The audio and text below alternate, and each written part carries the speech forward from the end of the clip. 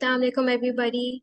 I'm Hafsa Ali. I'm a fourth year student and I'm also an associate at the Guidance Department of IMIG.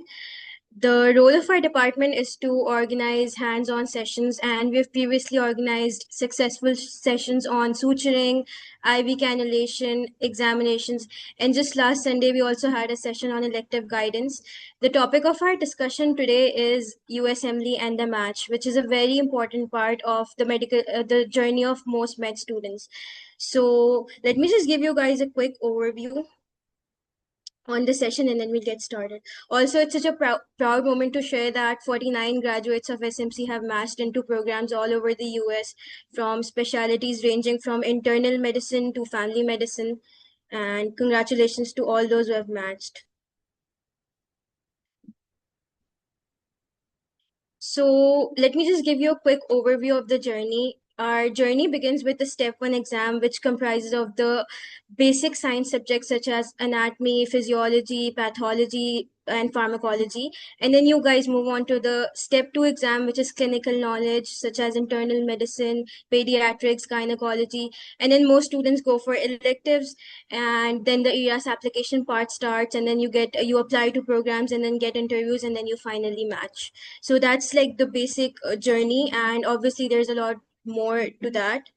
And okay, so let me guys give you a quick reality check that the first thing is that no single factor guarantees a match. Ki ye nahi, if you guys have good scores, it guarantees that you'll match, or if you guys have electives, it guarantees.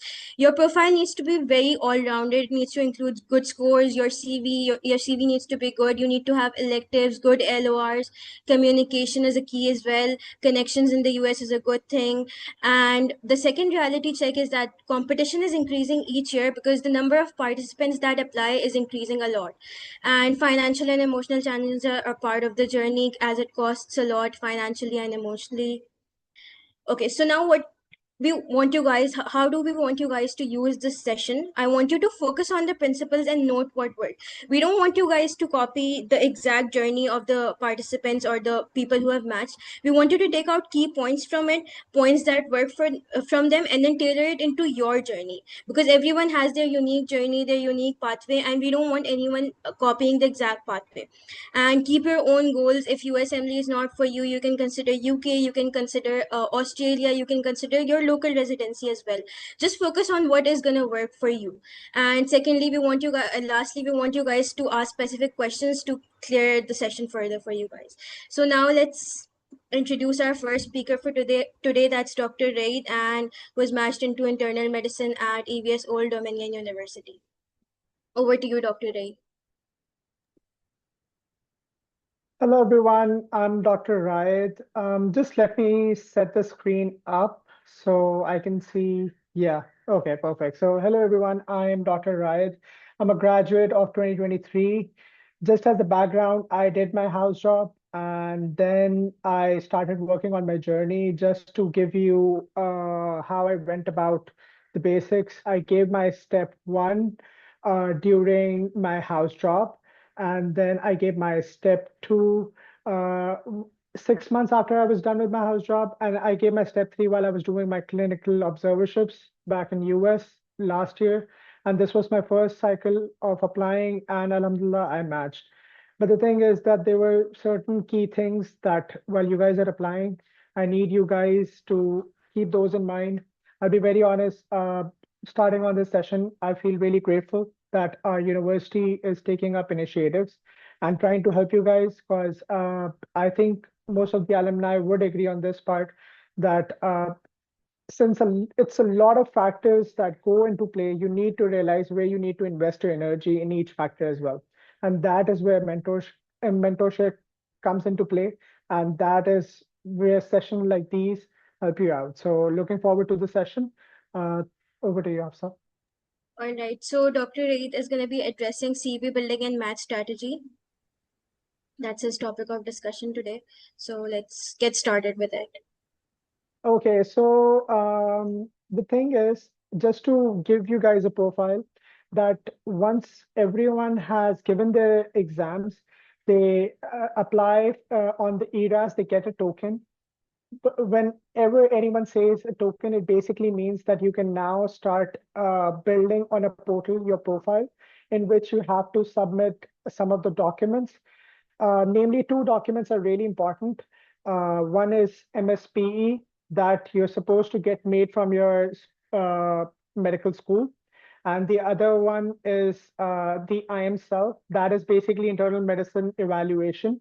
That is made by the Dean of Medicine, that is your hospital, JPMC, whoever the Dean of Medicine is. Okay, these are the documents that are required, but it's much more than that. So once we get on the ERAS part of it, I'll explain that. So you get the token, you're allowed to apply at different places, and you submit all your applications through that particular portal. Once you have submitted all your LORs, once you have submitted all your documents required on that particular portal. Okay, so now once we're this ERA CV is a particular format that's followed and on that particular portal. And when we're doing that, there are particular aspects that are really important. Okay, so you need to realize the biggest filter that every program puts in are your step two scores. Okay, so when even when you're applying, I think it's a good metric that while you're applying on Residency Explorer, you go about, you can see what the median score of them having candidates extending their interviews or the applicants they have shortlisted and matched with them, the median score is. I think that's a very good metric. So you need to realize your step two scores are hands down the most important filter. Okay. Now, along with that, in your ERA CV, the most important part is your 10 experiences that you need to bring up. Okay. So the 10 experiences that you can bring up is something I want to focus on. You need to be really smart about it.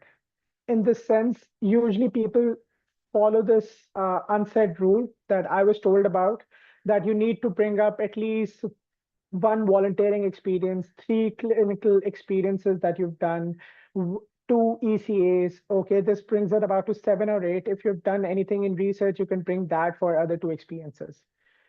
I agree with that. That's a very good holistic part to put in your clinic, to put in your 10 most meaningful experiences. But at the same time, I think it's very, very important that any program director, any program coordinator, or any person, if he's reading your CV, he feels that, yeah, this person is compatible for us. Okay. And I think that particularly makes a difference uh, in the sense, like, for example, when you're writing your clinical experiences, the observerships you've done, they want to know what sort of impact did you create or what did you actually learn. Okay, that can be, for example, and it is quite common that people use action verbs to start with their experiences, and moreover they tend to tell their impact. Like, for example, every day we used to see around 10 to 15 patients. When I was working outpatient, we used to see 10 patients who were in schedule and 5 patients virtually. Okay, so they need to know that there was a certain load that you could have handled. Okay, and now you have a very quantitative impact that you've left. So when you're trying to make a CV, when you're trying to make your add your clinical experiences or research experiences, you don't have to tell that I've done this. Okay, they know it. Most of the candidates do it this way. Okay, I have reviewed a few applications after I've matched, and this is something I've found that everyone was telling that we have done this. Okay, I think a more important perspective to draw out of any experience that you add in those meaningful experiences, that I've done this and this is how I can add value to your team. Okay, I'll just give an example. Like, I had a voluntary experience that I did. And it was basically helping 2,000 people all together. This was not like in one instance. Over the span of 2 years, that we were able to provide them with basic food facilities and a water well. Okay. So I didn't try to draw that I tried to help these many people. What I tried to draw was that in resource depleted places, we tried to have a sustainable future for them. Okay. And when this was brought up in my interview, another perspective that I drew out of this is that I was meeting people from many diverse backgrounds. Even though I am privileged enough to be part of this process, meeting people from diverse backgrounds, I was able to realize what the problems are. And that is how I can cater best to people from diverse backgrounds because I can understand them. So you get it? It's not about your achievement. I mean, kudos to you. You did a great job. You have many achievements, but so do applicants who are like 200 more invited with you. So you need to draw a perspective to show that how I'm compatible for you. And I think the best CVs are those CVs when people, anyone, if anyone in any geographic location reads it, he feels that this is somewhat that makes him a compatible candidate for us. So this is one part of the 10 meaningful experiences. The other aspect that I think someone in the alumni gave me an advice, and I didn't even realize that it holds such importance until I started getting interviews, was in the biographic profile that you add your own address, you add your own contact details. Okay, these make a huge difference. I added one address in US because one of my sister lives there. But if you have any distant relatives and you're on good terms, again, in good faith, and you're telling them in full disclosure that I'm writing your address because you might be receiving mails, you might be receiving some correspondence, and if they agree to it, you can always write that and write one contact number of yours based in US. Okay, I know it's going to cost you a little. The roaming gets a little expensive, but this is worth it because when you're applying based on geo preferences, they do look at these things, that what the area code is. Does the person lives nearby? This can be brought up in interviews. It was brought up in one of my interviews that, hey, I matched in Virginia. It's on the East Coast. Okay, this was actually brought in two of my interviews, one in for, one in against. In the interview it was brought in for, I was basically interviewing in Maryland. That's like a neighboring state. Okay. So when that was happening, they particularly told me that hey, they were like, why did you apply over here? I was like, hey, I live nearby. And they were like, you live nearby? They checked on my CV. And when they found that he lives just an hour drive away, an hour drive is not that much, they could develop a sense of reference and sense of belonging. And at the same time, when I got an interview from Mississippi, they asked me the same question and I couldn't defend myself, but I was like, yeah, I did my clinical observership. So they need the sense of belonging to the area. They need some reference. They need some relatability, some cultural context you can actually relate to. This actually matters a lot. At least it did in my case. So yeah, at the same time, another aspect that's discussed, research, I would say having good quality research matters a lot rather than trying to have papers upon papers. If you're applying for university programs, academic programs, your research holds a lot of importance. But if you're applying for community programs, they usually just want to see that you're well versed with research, you know how to read research. If you're asked to conduct a research, you can do the basics of it, but they wouldn't be valuing it as much, okay? Because whenever there was like a meet and greet session and I went to that and I was like, do you guys do any research? He's like, we're at a community program, so there's not that many initiatives, and usually researchers are based in university programs. So it's all about where you're targeting for, okay? And research does hold importance, but if you're targeting for community programs, it isn't the end of the world, okay? You need to have a holistic profile. Having two, three researchers on board is good enough. I'll be honest, I had two researchers and they were just fine. It was just brought up in one interview in my case, but I was mostly targeting university, like affiliated hospitals and community hospitals. So I knew what my profile is at and where I'm focused at. So yeah, that's one part of building a strong CV. Okay, so I guess, yeah, again, this has been discussed that quality over quantity. By quality, everyone knows by now that it should be published in good journals. Okay, if you're doing good case reports, if you're presenting posters, and if you're just active in the medical profile, that's good enough. Okay, of course, there are always going to be people who are going to have hundreds of researchers, and they're going to be miles ahead, academically excelling. Okay, But at the same time, to be honest, a program director sits down and asks to himself, is this guy a good team player? Is this guy going to create problems for me? Can I trust this person? Okay. So if you're like good academically sound, okay, that's good enough. Okay. Just take a breather on this part. I do have emphasis on research. I don't say that this is like an escape pathway, but all I'm saying is that you need to know that where you're actually invested in, okay, how much effort is good enough and what you're directing it towards, okay, through your CV. And having just the right amount of research, having 4 or 5 researchers on board is good enough. The quality matters, your involvement matters, how much academically you're aligned matters. Like for example, to be honest, at one of my observerships, and that's the place where I matched, they didn't really care about how many researchers I've done, but they wanted to know how much I'm well versed with research. Because every day they used to bring up a topic, they used to ask us to present cases, they used to ask us to read the New England Journal of Medicine. They were obsessed with it, but I get it why, because they wanted us to know that we can read researchers, and if you're ever asked to conduct a one, when we are so well versed with it, we can conduct one for the hospital as well. So again, the bottom line is, as it's written over there, good quality researchers matter, but staying academically aligned is good enough. The thing is, if you're planning for a university hospital or an academic setting, your researchers will matter. And then I'll say that have an extensive profile.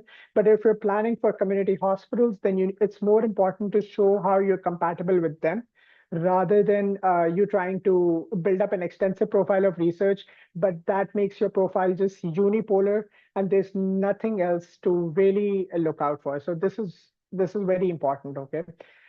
One thing I think is I have realized that you should always have a unique selling point. When you have 200, 250 applicants you're actually competing with when you've extended an invite, uh, in your CV, I just wrote that I started a travel venture during my medical school. Okay, they always used to bring that up, and at places they remembered me by it. Okay, you can be a painter, you can be an artist, but if you're passionate about it, you show you're dedicated about it. They care about the passion and the dedication. They don't care about the skills, really. But that is your unique selling point. You need to press on that. Okay, but at the same time, you don't need to base your whole profile around it. If mentioned in your CV, if it's mentioned in your hobbies, okay, they'll read through it and they'll get to it themselves, okay? It should be eye-catching, but it shouldn't shift the focus away that, okay, this guy does this. Okay, like for example, I just wrote a line about I founded a travel venture, but it didn't end well, okay? And that's why it was brought up and everyone was curious that, and again, my part was that I was trying to sell it, that while I was traveling, I was meeting different people, and we encountered some really bizarre problems like fuel problems, gas problems, different things.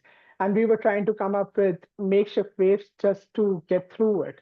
So that is what makes me logistically a very well-versed person. And this is giving them an example that this is something realistic we can do.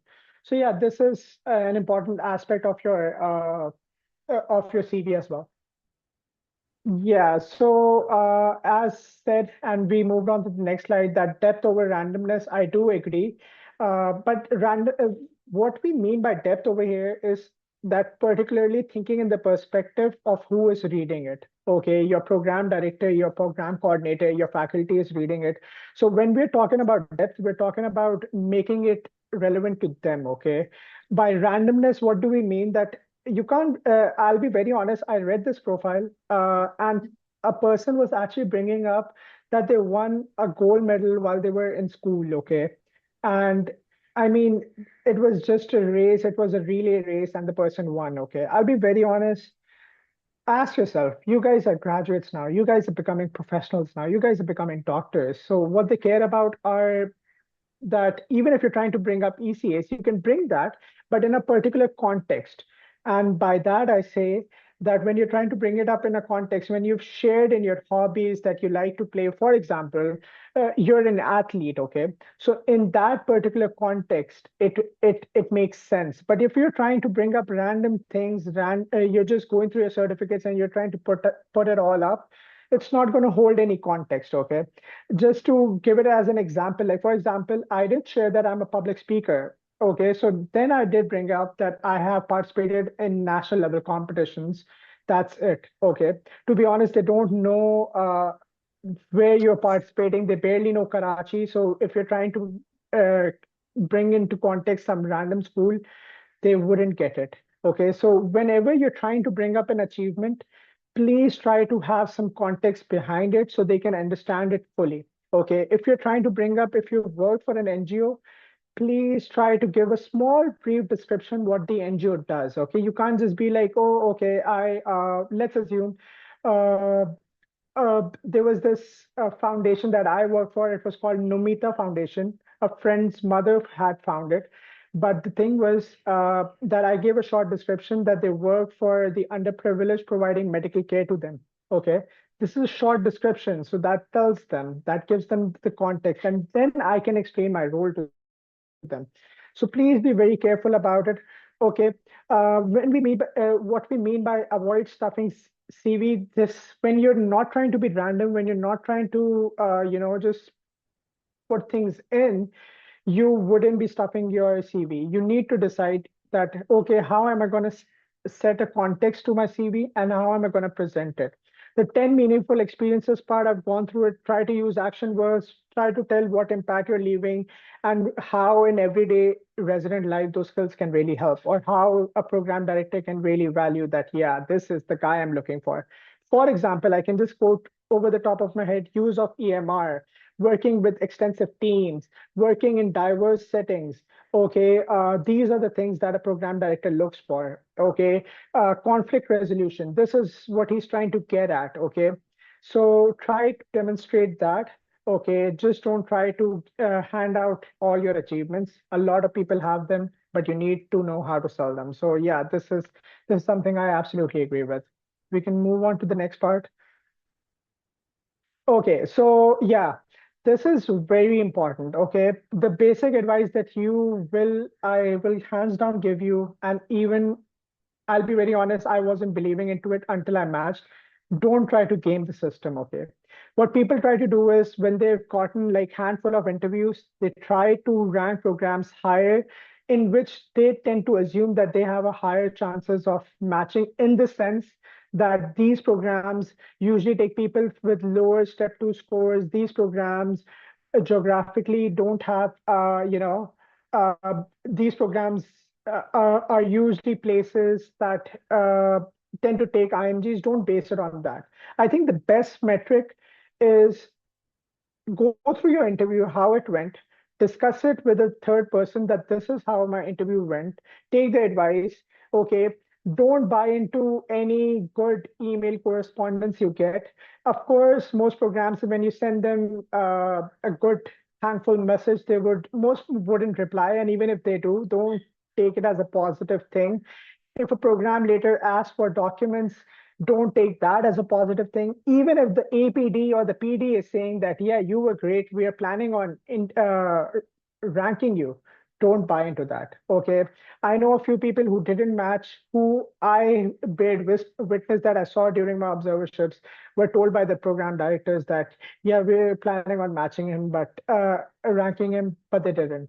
So your rank order list should only be based on your geographical preferences, how you think your interview went, okay? And it should only be based on your priorities, okay? If you try to game the system is already in your favor, okay? They try to take your preferences first, and then they take the program preferences, and then they try to match it. So please don't try to game the system. It usually doesn't, in most of the cases, it doesn't land up in good thing, okay? Another very important aspect in this slide I want to discuss is signaling programs, okay? Uh, the conventional way that people used to go about signaling programs was that New York is considered IMG friendly, so they used to signal those programs. I get it. I get the geo preference and everything. I can share how I went about it, and signaling is really important. You would barely get one or two interviews outside of your signals. So altogether, if you're planning on extensively applying to 200 programs, I wouldn't recommend that. I would recommend I apply to 110 programs. A 150 is good enough if you can afford. Okay, I was stingy on this part, so I applied to 110 programs, and I think that was good enough. When I look back, I don't have any regrets that I should have applied to more. I received a decent amount of interviews out of it, and I think most of my interviews were from signals. So signals are very, very important. I would say that when you're making your program order list, you're applying to, don't use the already pre-made lists that are available. Okay. You're spending $30 on every program you're applying to. The way to go about is, as soon as you buy your token, go to Residency Explorer, set your filters in. They're going to come about 300 to 400 programs. Go through each and every program and see how you fit into it and make your own list for top 150, let's say. Okay, that's what I did. Now, every day I used to look at the list and I used to ask myself, I need a reason to eliminate this because I'm going to apply to 110 programs. And if I had a solid reason, I used to like mark it as yellow or red, and I used to move about it because I needed to shortlist it. Again, if you can afford it, you don't need to go through this process. Now, once I was shot down to 110 programs, 40 FM and 70 IM, that's when I went about and said, okay, now I need to decide who am I signaling? What are my priorities? My biggest priority was geo preferences. So I went according to that. And the second thing, my priority was, I'll be very honest, I was targeting community hospitals. Okay. So that's what I went with. I wasted around 5 to 8 of my signals just because my seniors told me that New York is very IMG friendly, just apply it, but I wasn't aware that it is equally competitive as well. I could have used those signals on community programs rather than going for competitive programs, university programs, when my profile wasn't supporting it altogether. I was just being too ambitious. I think it is good to be pragmatic about things. Know your profile. If your profile doesn't have extensive research, if you don't have connections in those particular areas, if you don't have any sense of belonging, the program is very, it has 4 to 5% of extending interviews altogether. It doesn't make sense. It is best you have a much higher chance that if you apply at any other place down south, on the West Coast, or altogether up north in any IMG friendly community hospital rather than trying to spend I would say, waste your signal on it. So don't try to follow the sheep herd mentality over here. Okay, try to do your own research, try to shortlist due to your own preference, and try to signal based on those preferences. Okay, don't buy into the idea that yeah, everyone was going for it, so I should. I was very surprised and at the same time disappointed that I didn't receive any interviews, although I had signaled 8 of New York's program and 3 from Texas as well.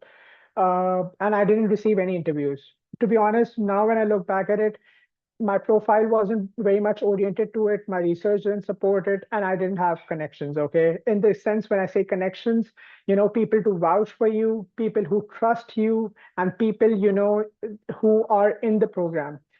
I think one of my mentors, he actually used to review profiles, and he was part of a selection committee. Not anymore in the season I was applying it, but when he reviewed my CV and he told me, and that is something very particular I learned as well, that every CV speaks something. Okay, his bottom line was that when you're trying to make it, okay, you're supposed to make it in a manner that shares to any person reading it that this is meant for me.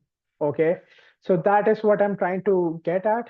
So signaling programs, signal them according to your own preferences. Signal them if you have good connections over there. Signal them based on your own priorities.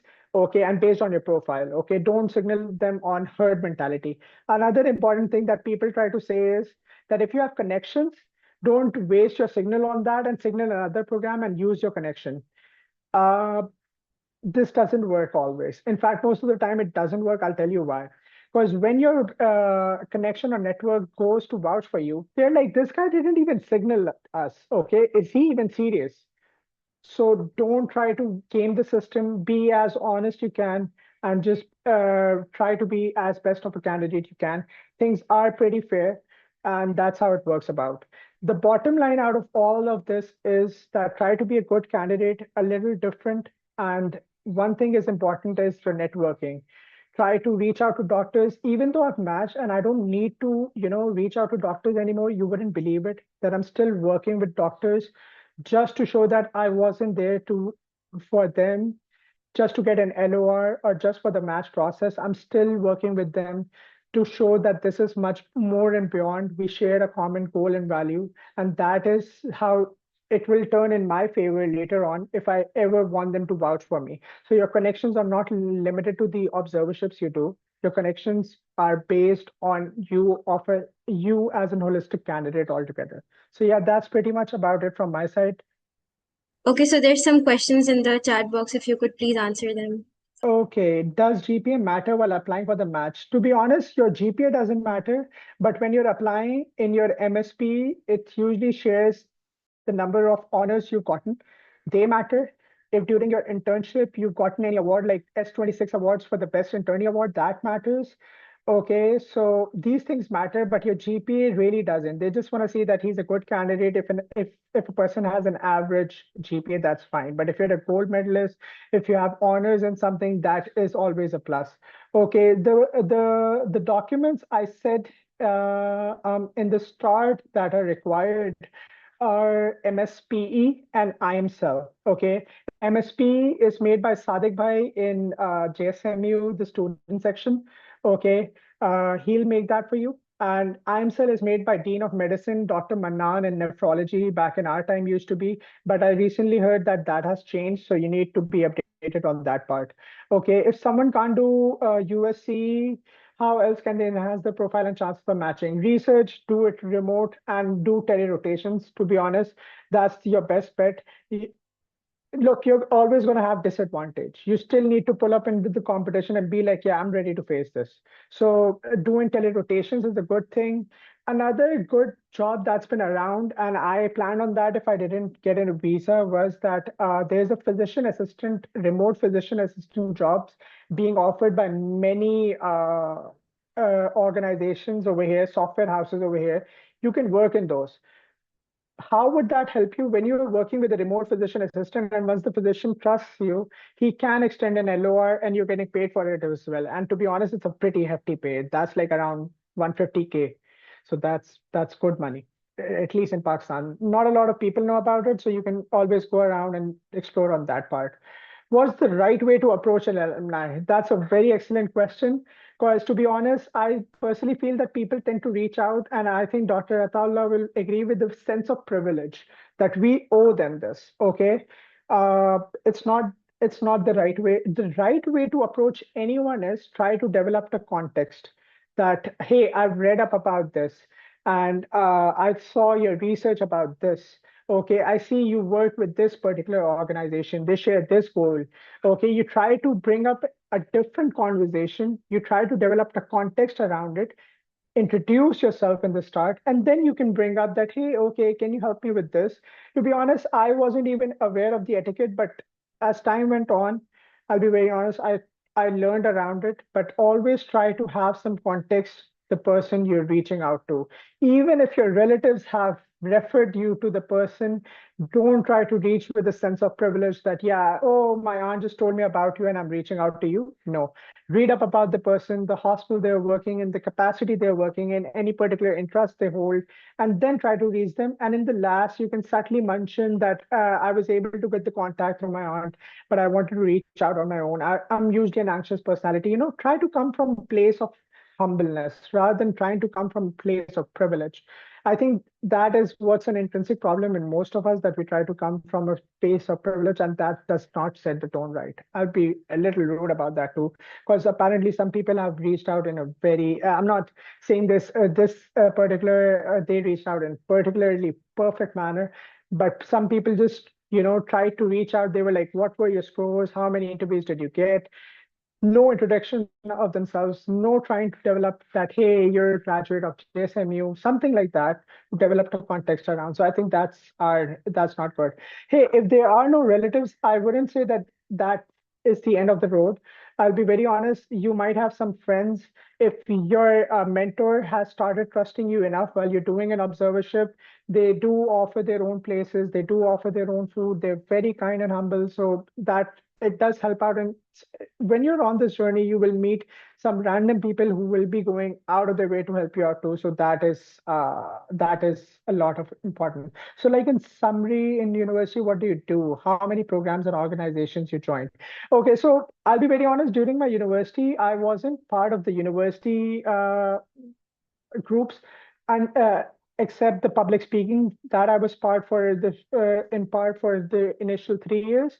But there are lots of independent organizations. Like while you're in US, your local masjid will have ICNA as well. It is like Islamic Council for North Americans. That's an NGO helping Muslims around over there. There's Red Cross. Okay, there are plenty of organizations you can work for. So, I mean, university does great job as well, Patients Helping Hands, and so on and so forth. You can work in those as well. It's all about just try to give a little context while it's in your CV, and that's good enough. Okay, how to make connections? What was your visa situation? My visa situation was, I mean, fine. I was very anxious, but it worked out fine. And I think that's not my part to really help with. I think USC is Dr. Ataullah, so he will guide you much more better. My part was to tell you guys how to design your CV, your signals, and your rank order list. And I think I did a fair job. You guys can, I'll just type my email. You guys can always send me an email and I do respond back. Okay, I'm very proactive these days because I have time on my hands, so I'm trying to help as many people I can. So I'm just sending you guys my email. Just don't spam, but that's perfectly good enough for me. You're right. That was so interesting and motivational. Your insights were amazing, and I've learned so many new things from this session up till now. So, our next speaker for today is Dr. Ataullah, who's going to be going through clinical electives and financial planning. Over to you, Dr. Ataullah. Thank you, Dr. Hafsa. Assalamu alaikum, everyone. I hope you all are doing well. And I must say it was a really good presentation by Dr. Raeed. And I hope I am pronouncing your name correctly. So, for a little introduction, I am a graduate of 2021 from SMC. It's been a long time since I've graduated. Uh, I matched in Mercy Hospital St. Louis in internal medicine. It's a good community program and was my number one choice.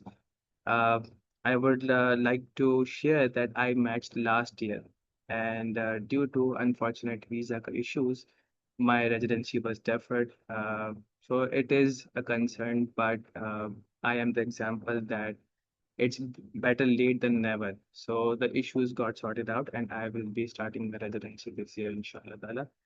So my topics for today are US clinical experience and financial planning. A little about myself. After completing my MBBS, I did 1 year of my house job, and just right after the house job, I gave my step one exam. I took around 7 to 8 months to give my step two exam, and I was planning to go for uh, US clinical experience, but unfortunately, my visa was declined at that time also. So I could not set in the cycle I was planning to, and I got delays over there as well. So it is part of the journey, and you should never be disappointed by that. And consistency is the key. That's what I give advice to everybody. Don't lose hope. Things work out. It takes some time. Uh, there are ups and downs in everyone's journey. Everyone's application is different. Their journey is different. So the thing is that you should never give up, and you should look forward and focus on the positive parts. So, most of you guys must know about the US clinical experience, but few of you might be getting introduced to this journey for the very first time. So, I would just give a brief introduction about what US clinical experience is and how can you categorize them. So, US clinical experience is just that you rotate with a US doctor over there, you shadow them. So, medicine is somewhat same everywhere. What you are trying to learn is about their process. the system they follow. They are very infamous electronic medical record system. I've seen a lot of residents struggling with the EMRs when they start their residency. So if you get to learn about the EMRs during your US clinical experience, it gets very easier for you. You get, I would say, a little edge over others. So from a program's point of view, basically they want the resident to be ready. Say when they start on day one. Uh, it's not like they don't teach you about the EMRs or there is no training period, but they want you to be familiar with the system, so it is easier for them to teach you. So it definitely gives you an edge. Uh, there's a lot to learn in US when you go for the US clinical experience. Apart from the EMRs, you can get used to you get to know about different teams they have. The focus they have on post-discharge care. They have PTOT evaluation for each patient to see if they are able to go back to their home or do they need to be sent to a skilled nursing facility or somewhere else. So it's not just the inpatient care they focus on. They also focus on the post-discharge care. They have a case manager for every patient, which deals with the insurance, if the patient has insurance or not. So how their Medicaid or Medicare is going to get covered and everything.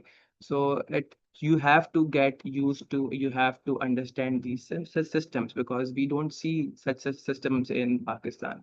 So these are some different things that you can focus on and you can talk about in your interviews as well, and you can explain it in your experience on ERAS, like Dr. Raeed mentioned. So I explained why US clinical experience matters. The thing is, okay, so I explained the program's point of view. Why does this US clinical experience matters for the program? From the applicant's point of view, it is a crucial time. It is a very important time for you to make connections, to network with the doctors over there. As Dr. Aid mentioned that recommendations and connections matters a lot in getting the interview from the program. But a lot of doctors hesitate to recommend. And what's the reason behind them is they do not have a personal connection with. They don't know you a lot because when they recommend you, you will be representing them in front of the committee. So it is a very brave step for them if they recommend someone. So try to make some personal connection with them, uh, be it your clinical knowledge, be it your clinical skills, uh, with your personality, with your etiquettes, so they do not hesitate before recommending you to the committee. They should feel good that if I am recommending this candidate to the hospital or to the committee, they are going to have good views about the applicant and about me as well. So you have to keep that in mind that you are also representing that doctor in front of the committee. And obviously, as stated in this slide, that strong letters of recommendation from the doctor holds a lot of credibility. Uh, a doctor from the US writing about you, about your qualities, matters a lot. It carries significant weight, no doubt about that. So if you connect with the doctor on the personal level, you not only get the strong letter of recommendations, it is a very high probability that they can recommend you to the hospital, or if the hospital you are doing observership in, if they don't have a program, they can recommend to you into the some other programs. When you go to the hospital for US clinical experience, you should not only be polite to the doctor, you should be polite to the other staff as well, because they give you the feedback. I must tell you that the nurses, or if you are in a residency program, connect with the residents over there. They can help you out. You never know who can help you out. So it is a very good opportunity for the applicants to make some connections, to do networking over there if you do not have already connections in the US. So it is a very great opportunity. And we move on to the next slide on how can we secure US clinical experience. So whenever someone reaches out to me that how to secure US clinical experience, I tell them, look in your surroundings. Look where your seniors are rotating, where your batchmates are rotating. Even if it's your junior, they are rotating in a hospital, do not hesitate to reach them out. You never know who will help you out. And how will you know that where your colleagues or your seniors or your juniors are rotating? go onto the LinkedIn. You can make a LinkedIn profile.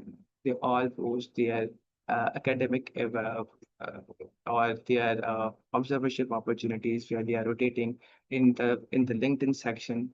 So you can not only you will be able to connect to them, you can also know which hospitals are offering observership programs. So what you can do is you can make a list of that. You can go to their website. You can check if the program is a community program, if the hospital is a community program, do they even have a residency program or not, or if they have an IM program or family medicine program, and go to their hospitalist or doctors section where you can see if you have a Pakistani doctor or even any other doctor. You can start by emailing them, keep the email concise, uh, address them with your last names. We make sure that if you have given your exams or if you have graduated, so after introduction, do mention your credentials in the email and clearly don't be very direct, but yes, your ask should be clear. You should be very clear that you are looking for an observership in the program. Uh, Research that doctor or research the hospital, try to find some personal connection that why are you looking to do observership in that particular program. So the cold emailing works out, and about how can you cold email is that you go through the LinkedIn of your colleagues' profiles, of your seniors' profiles. You can see that you can make a list of the hospitals and see that these hospitals are uh, they do have an observership program. Second best thing is to reach out to your family, to your relatives in the States. So if you have a connection over there, uh, even if the relative is not in the field of medicine, you can still reach out to them, tell them about your plan. They might know someone over there. Like in my case, my one of my observership opportunity was through my cousin, who is not even remotely related to the field of medicine. But what happened was that his kid used to go to the same school as one of the doctors, and they had bonded through this matter because they had some kind of group of the parents from that school. They used to hang out a lot, and he connected me with the doctor, and that's how I got an opportunity to do my observership over there. So you never know how you are going to get the opportunity. So do reach out to your relatives or your family members, even if they are not related to this medicine field. Uh, Thirdly, lastly, I would not personally recommend this because this is somewhere where you can save a lot of money. But if nothing works out, you can do your research and contact the agencies like AMO. That's the only agency I have heard about. But be very careful because I have also heard stories that these agencies do scam people. So do research, reach out to them people if you can find someone that have gone through this pathway, so do reach out to them. How was their experience, and is the agency reliable or not? And also make sure that they give you a proper letter from the hospital to show them in the visa interview. Do research the hospital if it's a credible hospital or not. So it is the last option what you can go for if nothing works out for you. And all of this must be planned at least 1 year ahead when you are planning to do your US clinical experience. You cannot just wake up 1 month before going to the US to find the opportunities. It will not work out for you. It will be a disappointment for you because it takes time for the doctors to reply or to respond. They usually wait till the weekend to reply to the applicants. So I will categorize US clinical experience based on the patient setting and based on the level of your involvement. So they're based on the setting, there are inpatient and outpatient rotations, but because we all are pursuing for, I guess, internal medicine, so inpatient rotation matters a lot because that way you are able to attend the rounds with the doctors, you can uh, present the cases, you can interact with the patients, take histories, and if the doctor is very is on very good terms with you or trust you a lot, they can also give you an access to the EMR, and you can that will learn how to document patient histories or the progress notes they have on daily basis, documenting the changes in the patient's health. Uh, so this is how you categorize them on the basis of the patient setting and on the basis of your level of involvement. There are two kinds of US clinical experience. One is externship and one is observership.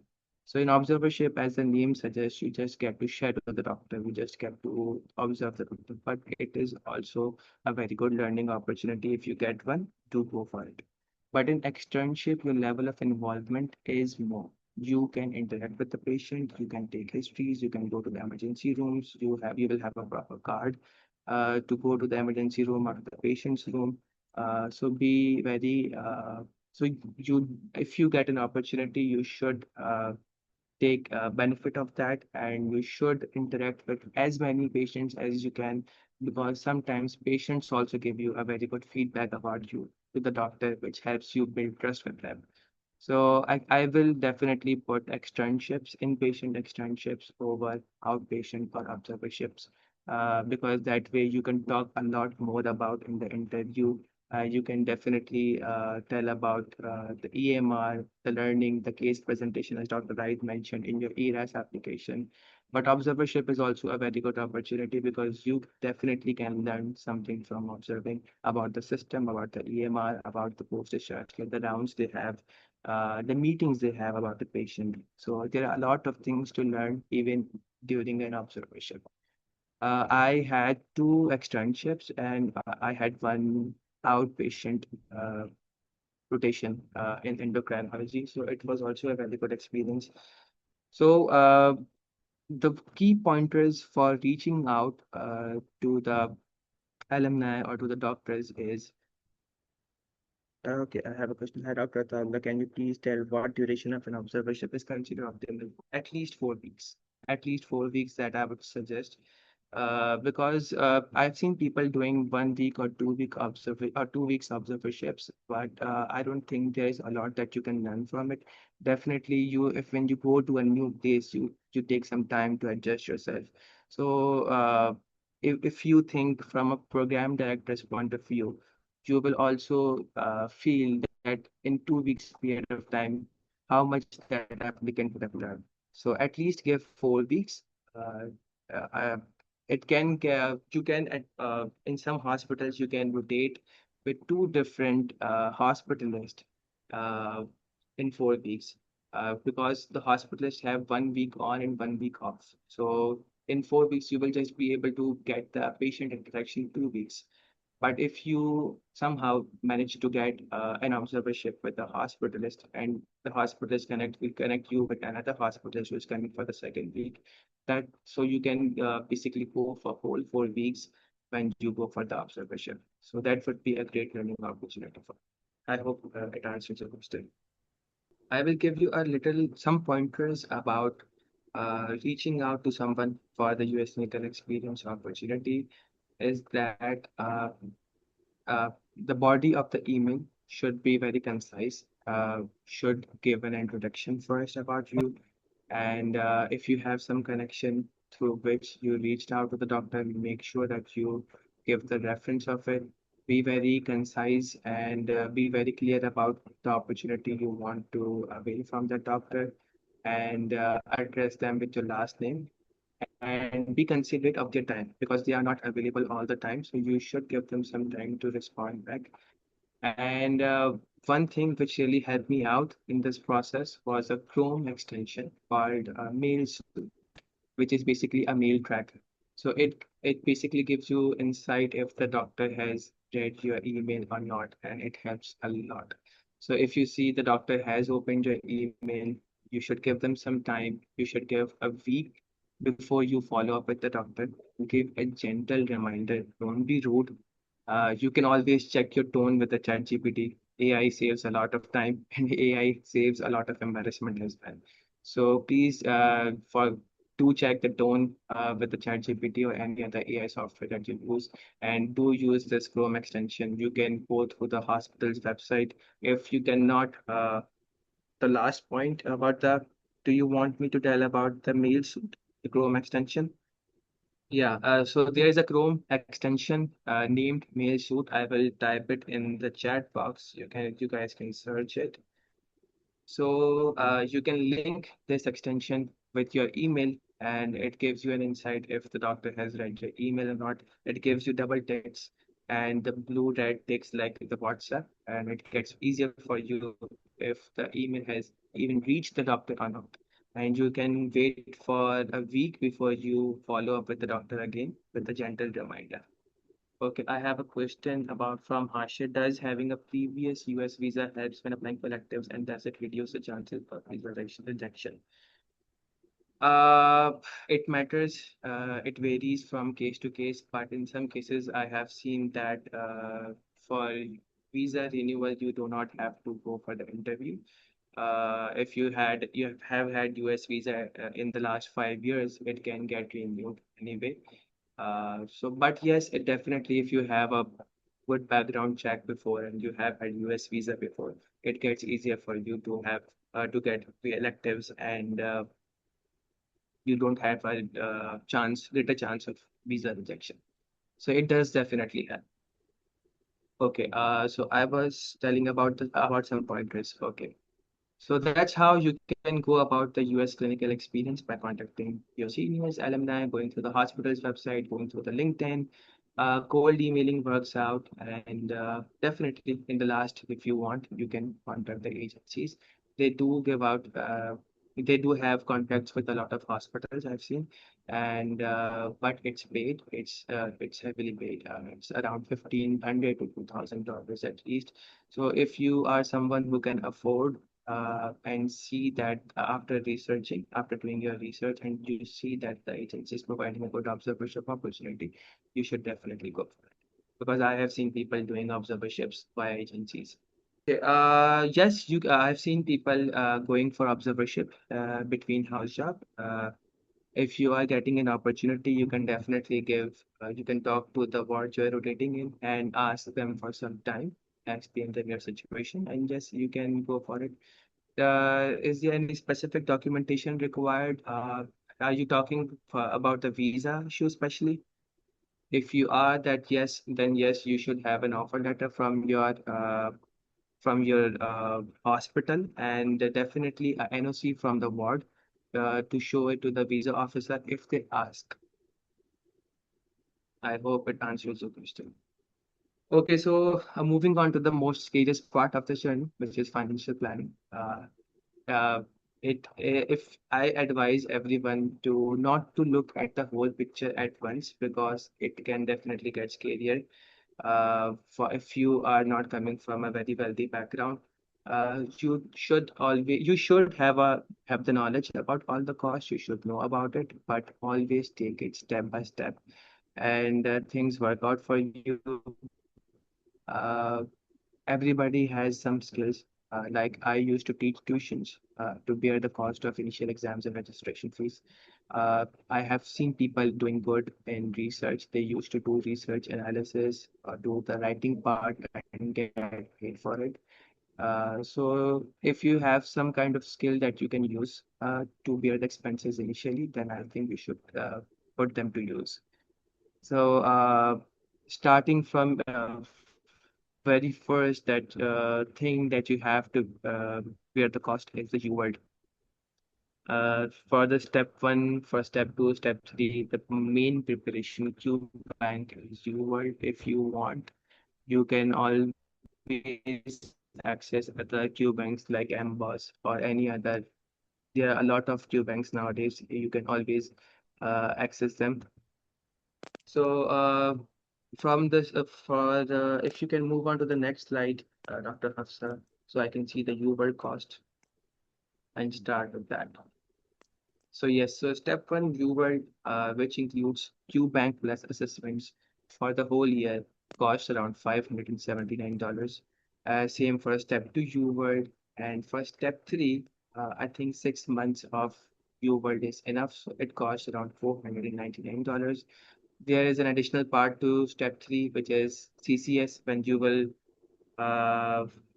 Dr. Kashish, I will provide my email address in the end. You can contact me on that, or you can also reach me out on the LinkedIn if you want. So step 3 has a 2-day exam. So one day it has CCS cases, so it is included in this reward, and it costs around $499. It is basically the current fee structure. I gave my exam before my 12th, so I hope that this information is close to the reality or is accurate.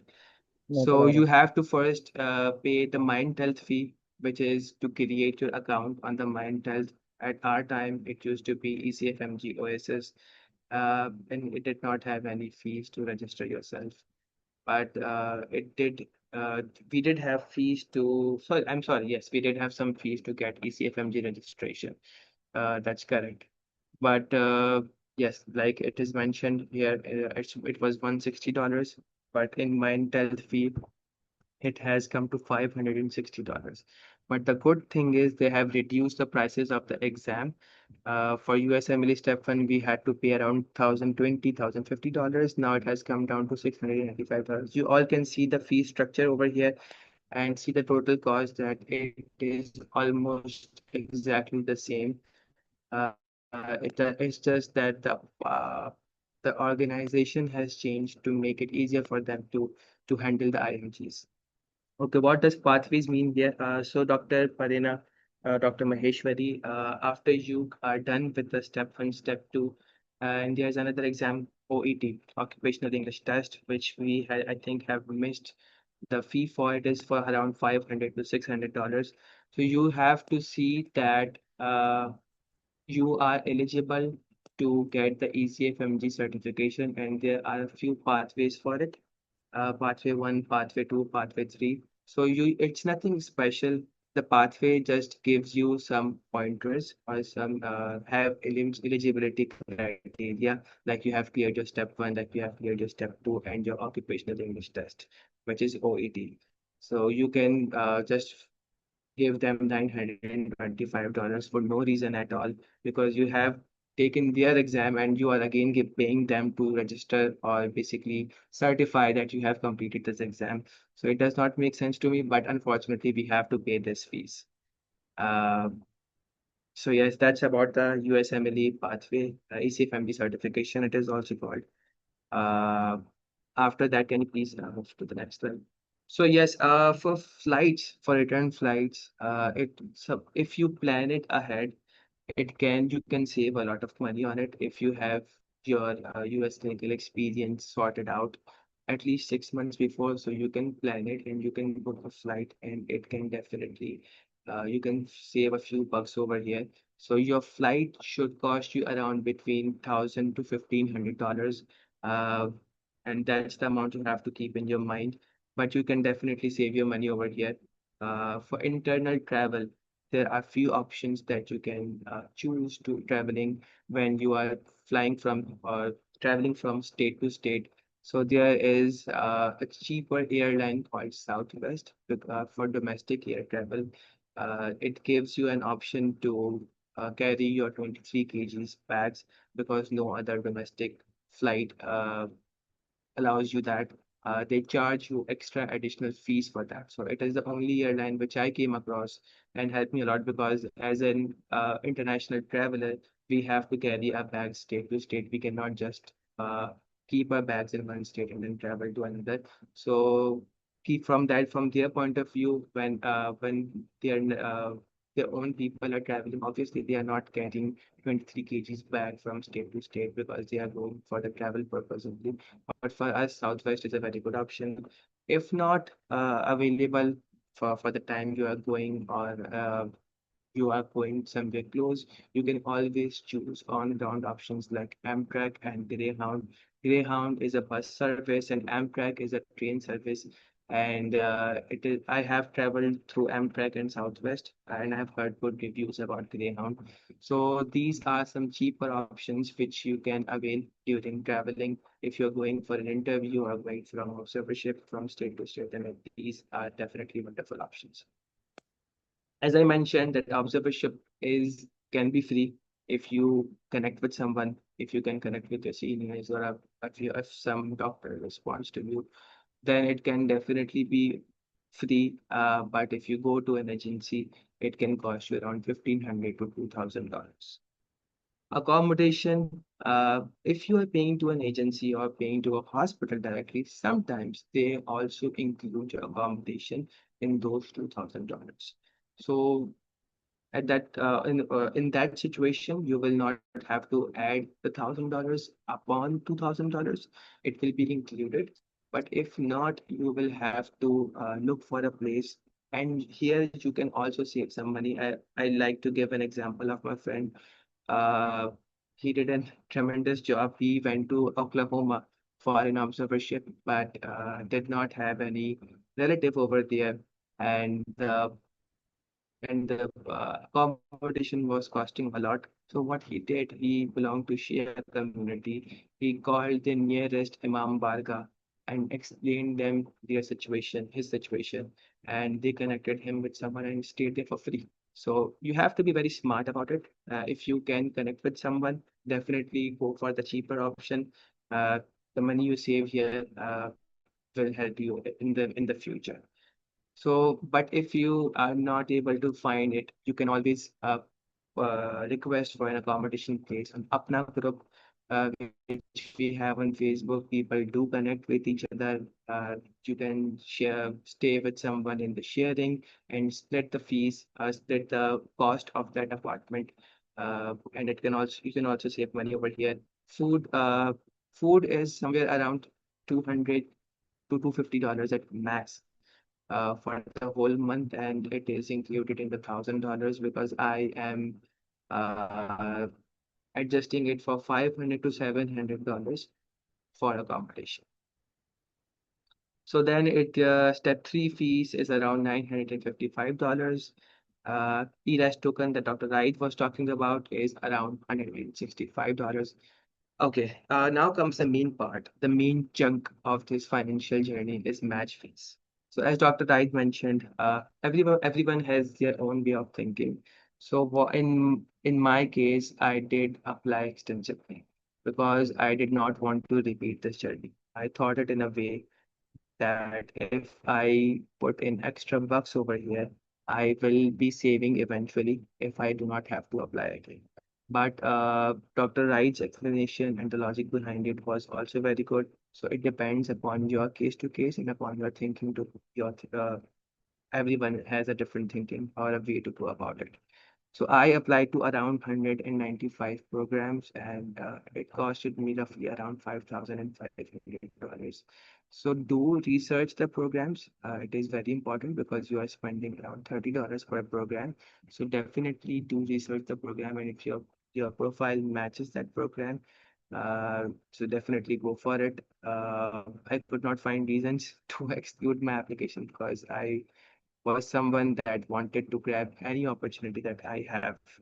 So and it helped me. I got some interviews, like 2 to 3 interviews, which were out of my signaling, and I think that was because I applied extensively. So, but this program, obviously, this fees can come lower. It can get reduced if you apply to fewer programs. So roughly, the total cost would be, sorry about the visa fees. Visa fees is around $185, and if you get rejections, unfortunately, you will have to bear the cost again. So you have to keep this in mind as well. A rough idea for all the journey would be around $12,000 to $15,000. But don't look at the picture at once. You have to pay the fees step by step. Um, and all obviously plan ahead. Use put your skills to use. Reach out to the relatives. If you can get a loan from them, you definitely have to get a loan from the relatives if you cannot afford it yourself at some point. But for the initial journey, you can bear the cost yourself. And you can also explain to your relatives that I have done this, this, and this. So they know that you are really invested in this journey. And obviously, it helps create a bond of trust. Uh, Obviously, prioritize high yield spending first. Do not overspend on traveling or food. If you can save some money over there, then obviously you should. For US clinical experience, if try to prioritize or try to target the hospitals where your relatives are. So you can save a lot of money on food and accommodation. $1,000 is a lot of money if you can save it. Um, I do not know about research scholarships or loan options, but there must be some. So you can always research about that. Interview travel. So nowadays after COVID, hospitals give you two options. They all some hospitals. They also give you an option to travel and interview them in person, and you can also give your interview via video call, but virtually. But I would prefer going in person. I have given interviews in person, and it was a completely different experience for me.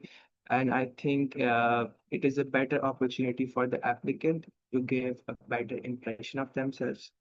It is very, it seems scary, sounds scary, but if you are sitting someone in front of their desk, it becomes very easy for you to answer and talk to them in person.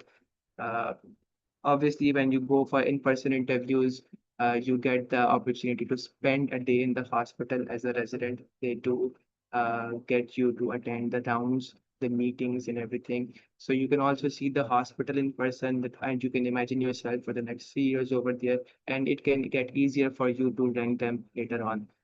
When I went to the hospital for interview in person, they were having some Q&A sessions of their morning rounds, and I had other applicants beside me as well. I did not hesitate to ask the questions. I engaged in the conversation, the discussion, and all of them were looking. I saw them looking at me, and it had changed their mind. Uh, so yes, definitely go for in-person interviews. It is something, yeah, here you do not have to save the money. If you can bear the cost, then you should. USMLE transcript and MSPE fees. MSPE fees, I think, uh, in my time, it was a bit lower, but I've heard that our university is now charging around $100.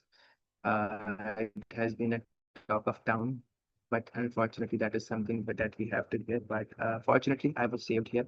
I saved my money over here. And USME transcript processing fees, it is included in the total fees that you apply at the end when applying to the program. So it is not much. It is very it is around $50 to $60, I guess. Okay, so we have some. Do we need fresh US clinical experience every year? Yes, fresh US clinical experience matters, but if you have done older US clinical experience and on good terms with those doctors, you can always ask them to change the month and year of your letter of recommendation. So that way it becomes a fresh US clinical experience and you save a lot of money on it. Yes, my year of graduation is 2021, Dr. Maheshwari. If you guys have any questions Okay, about clinical experience or cost breakdown, you can ask Dr. Ataullah before we move on to the next speaker. definitely. Definitely, Dr. Aisha. I cannot emphasize enough that year of graduation matters a lot nowadays. And if you are someone who can appear for the match just after graduating, your chances get increased. But do not compromise on the preparation and scores just to appear on the match. Appear in the match. Yes, definitely try to apply for the cycle as soon as possible. There is no eligibility for US clinical experience. If you can elaborate your question, I would be better. I can answer better. In which year we can do electives in USA? I would suggest the year you are going to apply for the match cycle. In that year, from June to August, you can plan your electives or rotations. That way your US clinical experience is fresh. You can make connections with the doctor. They can remember you during the match cycle. You can connect with them again in the month of September and remind them that you have done the rotations with them, and they can obviously remember you. Only step one required for electives? No, there is no such eligibility. for passing step 1 or step 2 to gain the US medical experience. But yes, it definitely increases your chances if you have given your step exams. Thank you so much, Dr. Ataullah. That was very enlightening, and I really appreciate you coming and sharing your time and experience with us. No, I would like to thank the panel for giving me this opportunity. And obviously, sessions like these can be very helpful for the applicants that are applying. We were once there, and we know how helpful it was from our alumni. In the end, I would just like to say that this journey is a very exhausting journey. It can get exhausting a lot of times. So you can slow down your pace, but you should not stop because consistency is the key in getting to the end of this journey. Thank you so much. That was very motivational. So our next speaker for today is Dr. Sabeeh, who's going to be guiding about the ERAS application and interview prep, and then he's going to be giving an overview as well. So over to you, Dr. Sabeeh. All right, thank you, Hafsa. Hello, everyone. My name is Dr. Sabeeh. You guys can just call me Sabeeh or Sabeeh, whatever you prefer. So I graduated in 2025. So I'm an applicant that applied right after graduating, basically. So if anyone has any questions regarding that, they can ask me personally or at the end of this session. I matched in family medicine. So I was one of the applicants that actually had an interest in family medicine. So I can also help guide you a little bit about how you can make your profile, kind of stand out for family medicine in particular. And I matched in WellSpan Health Good Samaritan Hospital, which is a community program located in Lebanon, a small town in Pennsylvania, which neighbors Harrisburg. So Harrisburg has an international airport. So if any of you fly to Pennsylvania to do rotations, to do your residency, etc., it could be that you travel through Harrisburg. And just want to take a moment to thank IMIG for having this session, and thank you all for coming in to listening. Hafsa, if you can go to the next slide. Okay, so ERAS and why I started early. Okay, so first I want to explain what ERAS actually is. Because when I was applying the first time, I had a confusion between the different terminologies. What is ECFMG? What is Intelt? What is ERAS? What is NRMP? So Intelt is an umbrella organization, and ECFMG and My Intelt are extensions of that organization. So for simplicity, you can think of all those three as one thing. And what they basically do is they act as your medical school. In the US, it's their medical school's responsibility to send over the ERAS token, to send over all the documents and do all that administrative work. For us, it's going to be Intelt, ECFMG, and the My Intelt portal that we do that through. Now, ERAS is an application service, and you get the token for that service through your Intelt portal. ERAS, I know it says at the bottom that you should prepare 6 months in advance, and I'll explain that as well, but ERAS opens in June. So that gives you July, August, September. That gives you 3 months in advance to actually write on the application. Now, what is NRMP? NRMP is simply a ranking program. It's where you list down your programs or preferences. Programs are going to be registered on NRMP. Programs are going to be registered on ERAS as well. When you send your application through ERAS, programs are going to get it on ERAS. But once they send you interviews and all the interviews are done, both the applicant and the program are going to rank on the NRMP. And it is a binding contract. So if you do match, the program is obligated to pursue you, and you're obligated to pursue the program as well. So why start early in ERAS? So while ERAS does open 3 months before your application, let's say you're doing some sort of rotation, like you're doing an externship in a hospital or you're doing observership in a clinic, you can take some time to make notes of your day-to-day experiences or your weekly experiences and just make a rough document. It doesn't have to be anything formal. Because let's say ERAS opens 2 months later, you're not going to remember every specific detail from your rotation unless it's written down somewhere. You can later get all that paragraph, all that rough work, plug it into an AI and tell it to tell you the main points, and then use those main points to write your ERAS application. That's one way you can start early. Another thing, when looking at the documents, you have personal statements and you have letters of recommendations. So personal statement is, I feel, something that's very underemphasized. The reason is because if you look at American graduates, you'll have them writing personal statements to get into an undergrad college. You'll have them writing personal statements to get into medical school. So they're used to this thing, but it's not something that we've ever had experience with. So I really urge you guys, when you come down to writing your personal statement, go look at YouTube videos. There's several matched applicants that have excellent personal statements that had several interviews that have given you good examples. But just to give you somewhat of an idea, personal statement is not going to be your CV. So you're not going to dish out all your experiences onto your personal statement. Instead, what you're going to do is kind of have a hook, have something to engage the reader, like a significant story or some medical realization that you had while working in a hospital or something that happened to you in your childhood. And then you're going to use that as a hook to kind of engage the reader. And then you're going to transition onto kind of a life story. And it doesn't have to be chronological order, but it's easier to read if it's in a chronological order. And eventually, that should elaborate on why you chose this specialty, what your goals are, why you want to come to the US. And then you have to end with a conclusion that somehow links with the hook that you started in the beginning. Letters of recommendations, these come in different ways. Sometimes doctors will tell you you can write your own letter of recommendation and I'll review it. If you do that, then it can be faster when it comes to getting uploaded onto your ERAS portal. But there are some nuances to that. For example, using words such as this student was exceptional in history taking, this had exponential skills in examination, this student was top 10 students. All these words are trigger words and they will know a student wrote that. You have to make sure it's written by an attending. So get it reviewed by your attending, get it reviewed by other residents, get it reviewed by other applicants if you need to, and make sure your letter of recommendation looks genuine if you're writing it yourself. Otherwise, if the doctor is going to be putting your letter of recommendation onto your portal, then it takes a lot of follow-up. It takes, emailing them again and again. Try to be, kind of professional in this. Don't email them every day, maybe weekly. As it gets closer, maybe every other day or every 2 days, you can leave a very thought-out professional email. They do delay it. Unfortunately, they are busy, but most people get their letters of recommendations on time. But I would recommend to have some backup letter recommendations. It could be from local hospitals. It could be from NGO that you worked at, just in case you don't get one of your letters of recommendations on time. And you want to make sure everything is ready at the application deadline, which I think for next cycle is going to be September 23rd. It's usually end of September. So submission and application deadlines are different things.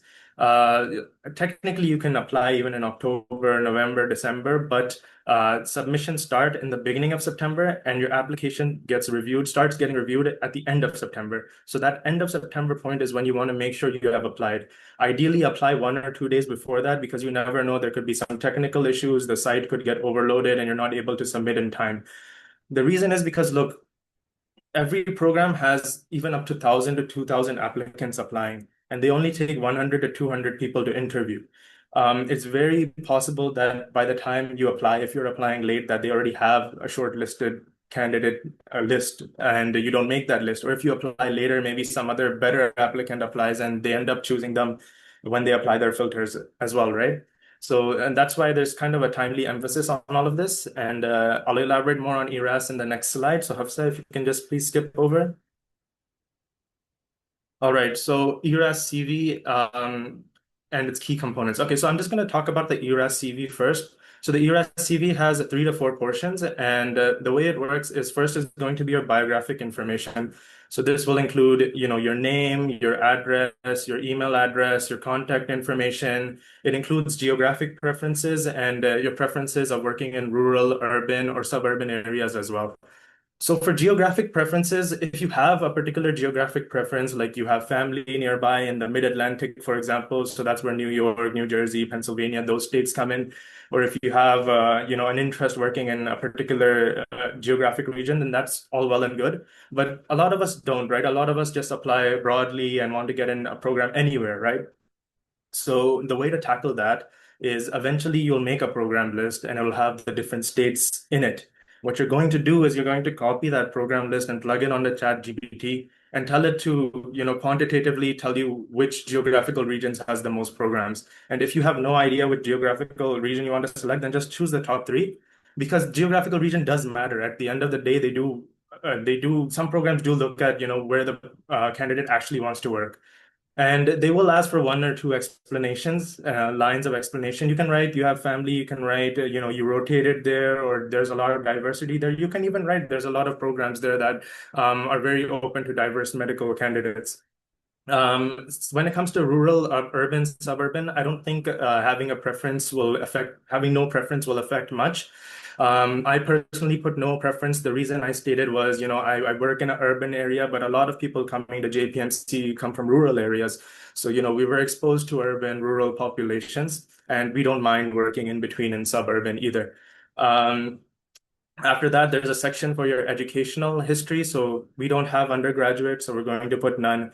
I think for postgraduate training, they only want ACGME, which is American accredited programs. So for the most part, we're not going to put anything there either. Honors and certificates, I think if you have, you can put. I didn't have anything, so I didn't look much into that. And then after that is the most important part, the experiences. So when it comes to experiences, there's 10 total experiences that you can put, but you don't have to put 10 experiences. You can put 7, 8. It's better than putting on experiences that just seem like they're put on to fill the spots. Put on meaningful experiences that are detailed, easy to read, and there's going to be 3 experiences in particular that you point out that are going to be meaningful experiences. So for all of your experiences, you have 750 characters to write on them. But for the top 3, you get extra 1 or 2 lines to tell them why these experiences were most meaningful. So I feel like these 1 or 2 lines you can use to kind of propagate towards your specialty. You can say, for example, if you're applying pediatrics, I was exposed to the first time to a pediatric hospital in the US, and I learned that's why this made me more interested in pediatrics, et cetera, et cetera. That kind of information I think can be put in that to kind of help boost your application towards one specific specialty. After that, there's a section called impactful experience. This is going to be some sort of experience, a very impactful experience that kind of influenced your residency. It could be a turning point in your life. It could be a sad point in your life. It could be a major change in your life that influenced your decisions. If you don't have any, I personally didn't have any, I didn't put it. Okay, you don't have to put it. It's not going to affect you. It's an optional section. After that is your hobbies. I think it is important to write some hobbies. Every single interview that I had discussed my hobbies. So, I'm not, that much of an exciting person. I enjoy going out, having chai, coffee with friends, or, I watch UFC, I watch boxing. I put those kinds of things. Whatever you put, they will ask you a little bit about it. So make sure you do know about it. Don't just put things to sound interesting. Make sure whatever you put is genuine and it's something that you're actually interested in. So after that, you're going to have publications, which this year is actually going to be changed into scholarly work. So I'll elaborate on the changes in ERAS for this year as well. There's 4 changes. One of them is that there will be a new LOR portal in ERAS. So they have recommended to get your LORs earlier. I'm not sure, they didn't explain why. I believe it's because it's a new portal, so there could be some bugs involved. So they're just saying it to be in the safe side. Secondly, and this only applies to urology, dermatology, plastic surgery. So this is basically irrelevant for most of us. They're going to ask for more structured letter of evaluations. If there is anyone applying there, you can ask me what that means and I'll let you know. Thirdly, for your signals, some programs are now going to ask for explanation as to why you want to signal this program. So I think, again, it's going to be 1 or 2 lines. You can explain why you want to do that program. And like I said, publications is now scholarly work. So you're going to have an explanation before you just list down your publications. I think this is good because this eliminates people that, paid off their publications or hardly did any work and got some publications. You're going to give your impact on the publication, what you did and what your tasks were in that publication, because they do ask about publication. And again, in every one of my interviews, I was asked about at least one of my publications and what I did in those publications. After that, there's a program section where you can save program. You rewrite down the program that you're interested in. You can save it into a list. And then when your list is ready, you can assign documents, which is going to be LOR, personal statement, USMLE transcript, and then apply. Okay, so personal statement, I kind of already elaborated on. Very important. You mentioned your story, motivation, make sure it's engaging, make sure it's short to try not to go beyond 1 page or a little above 1 page is okay if it's a very engaging story. So the thing with personal statement is if you have a very good personal statement, I think it can improve your chances greatly. But if you have a bad personal statement, it can very much tank your chances. So the safe zone is being in between. I think an average personal statement will neither worsen your chances, nor will it improve your chances. It'll kind of leave you indifferent. If you can't write, not everyone has like an amazing story. So if you can't write something super exciting, then at least try to get to the average. As for LORs, you're going to get those from your preceptors. Make sure that they are personalized. Make sure that they detail what you did in the rotation. So yeah, okay, so I'm going to go to USMLE transcripts and MSP. So USMLE transcripts are just basically going to be a document that cover all of your USMLE exams. It's going to cost a one-time fees of $70 to get it onto the portal, and then it's going to be free to assign to every program. And MSP is a medical school evaluation letter, so it's also called Dean's letter. So there's a lot of debate about the valuableness of MSP. So I would say, first of all, it's very important you get it on time. I know a lot of people that applied with me had a lot of trouble getting it because there was a new format that came out in 2025, and most of us got it like last 3 to 4 days. But Alhamdulillah, I think everyone did get it in time. And I think the university is a lot more wary about this document now, which is a good thing. It's basically going to include all of your GPA, it's going to include all of your extracurriculars, all of your publications, it's going to have track of all of your word marks as well. So your word book marks are very important to have all of them done. But how important it is something that varies. You see a note at the bottom that says each component contributes equally, but for the MSP, I would say there's a bit of an exception. Again, I know Dr. Raeed mentioned if you have honors and things like that, it will impact it because it's something that's noticeable. So that's the talking point I want to bring up. Don't let anything come into your MSP that's going to be noticeably bad either, right? You want to be at least like an average or above average student. Like let's say you're applying pediatrics, your ERAS CV is amazing, personal statement's amazing, LOR, USMLE scores are decent. These things outweigh MSP, but if they look into your MSP and they see, oh, this person, had 4 out of 10 in pediatrics for all 3 years, they might question your actual interest in pediatrics. They might question how dedicated you actually are to pediatrics. And this is not an objective opinion. This is a subjective opinion. This is my opinion, but I feel like you should make sure there's nothing in your MSP that could stand out in a bad way. Yeah, so I would urge all of you before you apply to make sure you go through any video on YouTube on the ERAS portal. I personally watched Malik Sasad's video for the 2025 match cycle where he went through the whole portal, and my ERAS portal was pretty much similar. It gives you a good idea what the portal looks like, how to navigate it, how to fill out certain sections so that you're not starstruck once it opens in June, right? And you can find that video online very easily by just typing it up on YouTube. And yeah, I would recommend everyone to see it. Hafsa, if you can go to the next slide, please. Okay. So like I said earlier, your PS is your story. So I know a lot of us have a lot of experiences we want to discuss, but that's why your CV is there. And make sure all emotional aspects of your journey are left in your personal statement, not your CV. You don't want to be emotional in your CV or, give too much of your inner self. It's something like a professional CV that you give in your job. It's going to be kind of similar to that, obviously a little more detailed in regards to your experiences, but the emotional aspect is your personal statement. They want to know who you are in your personal statement, not your CV. They're trying to understand all the things you went through, all the experiences you had in your CV, but how you actually grew as a person, how you were motivated throughout your journey, that's supposed to be in your personal statement. That's an important distinguishing point. I think a lot of people miss out because, again, we're not used to writing personal statements. And in letters of recommendation, it is true a strong LOR does beat a famous name. Like, let's say you get a letter of recommendation from a big reputable hospital, but the doctor just puts basic talking points that he did this well, and I recommend him, and that's it. Whereas you did an externship at a clinic, and they said, one day he asked me this question, and I was very impressed that he knew this thing, and he was able to learn these things very quickly.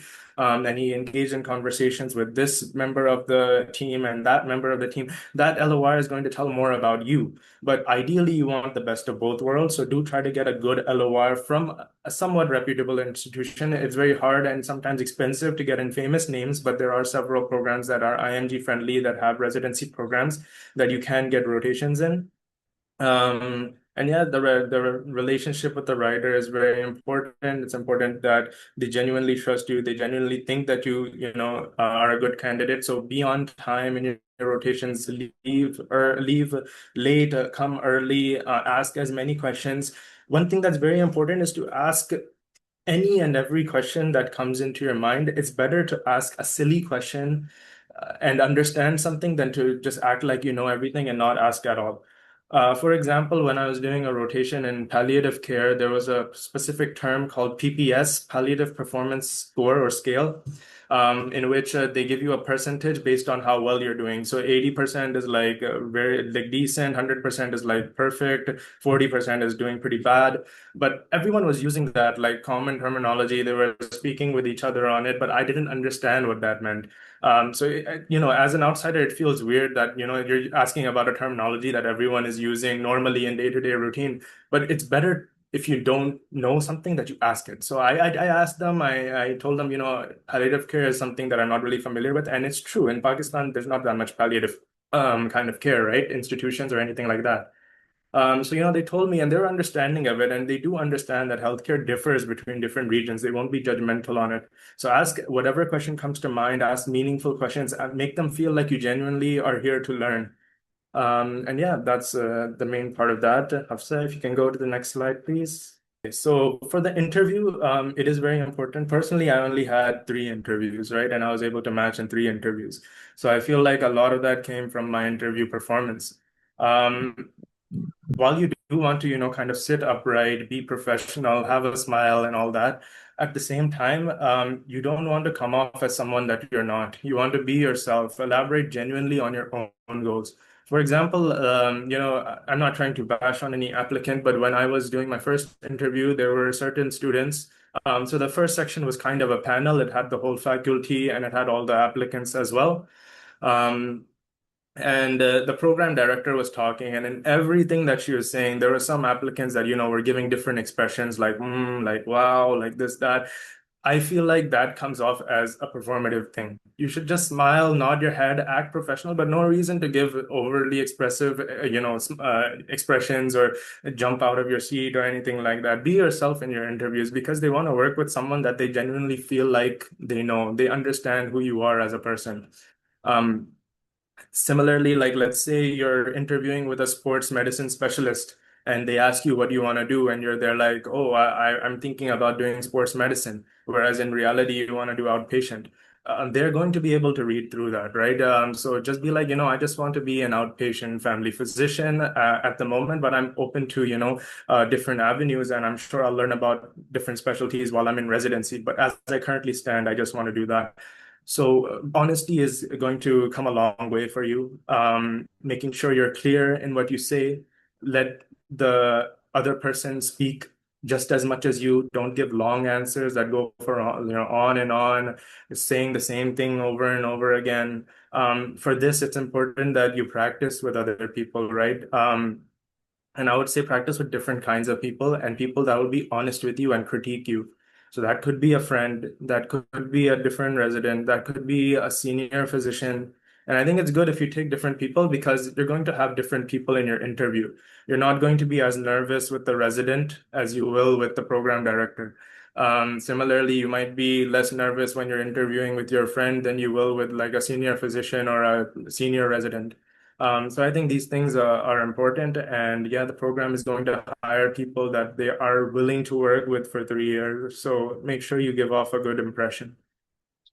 There is a little bit, there's some things I kind of have a controversial opinion about here. If you look at the last point of your approach, it says to be natural and don't rehearse. While that's true, if you go look at common questions like introduce yourself, why this specialty, strengths and weaknesses, while it's important to not have like a fully memorized thing that you're just going to read out, it's important to have an idea of what you're going to say to these questions because these are questions that everyone asks. Similarly, what you see yourself doing in 5 to 10 years, you should know what you're going to say, but don't have it like memorized word for word. It should be flexible. Like they ask something in between, you don't just get starstruck. You're able to, kind of elaborate further. So have answers prepared for those kinds of questions that are common and everyday questions. But at the same time, yes, be natural, be yourself. There's going to be outfield questions as well. For example, I got asked like if you could be any animal, which animal would you be? If you could have a day with a fictional character, which fictional character would you hang out with and where would you go?